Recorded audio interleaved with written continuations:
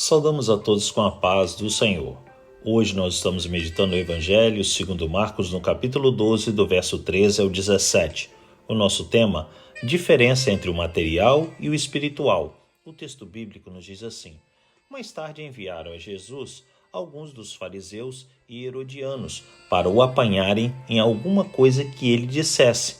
Estes se aproximaram dele e disseram: Mestre, sabemos que és íntegro e que não te deixas influenciar por ninguém, porque não te prendes à aparência dos homens, mas ensinas o caminho de Deus conforme a verdade.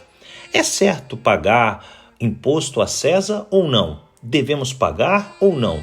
Mas Jesus, percebendo a hipocrisia deles, perguntou: por que vocês estão me pondo à prova? Tragam-me um denário para que eu veja. Eles lhe trouxeram a moeda e ele lhes perguntou: de quem é esta imagem e esta inscrição? De César, responderam eles. Então Jesus lhes disse: deem a César o que é de César e a Deus o que é de Deus. E ficaram admirados com ele. Meus amados, o texto relata uma nova tentativa dos fariseus de fazerem com que o Senhor cometesse algum tipo de erro ou contradição que permitisse que eles o condenassem e o prendessem. Embora os fariseus fossem um grupo religioso nacionalista que desejava a independência de Israel, eles se uniram aos herodianos, um grupo político totalmente contrário aos ideais deles e que apoiavam o governo romano de Herodes, com o objetivo de armar uma cilada para fazer com que o Senhor tropeçasse em suas próprias palavras, o acusando de conspirar contra o Império Romano que dominava Israel naquela época, ou ser infiel a Deus.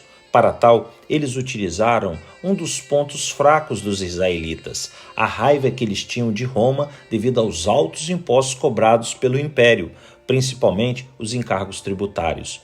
Logo o mestre percebeu que era uma armadilha e disse-lhes: por que vocês estão me testando? E fez outra pergunta a eles após receber uma moeda da época: de quem é esta imagem e esta inscrição? Os religiosos responderam: de César. Então Jesus, mais uma vez, os surpreendeu dizendo: deem a César o que é de César e a Deus o que é de Deus. A notória sabedoria de Cristo deixou tanto os mestres da lei quanto os políticos surpresos, porque a sua resposta não permitiu que ninguém o acusasse de nada, nem contra Deus, tampouco contra o Império Romano.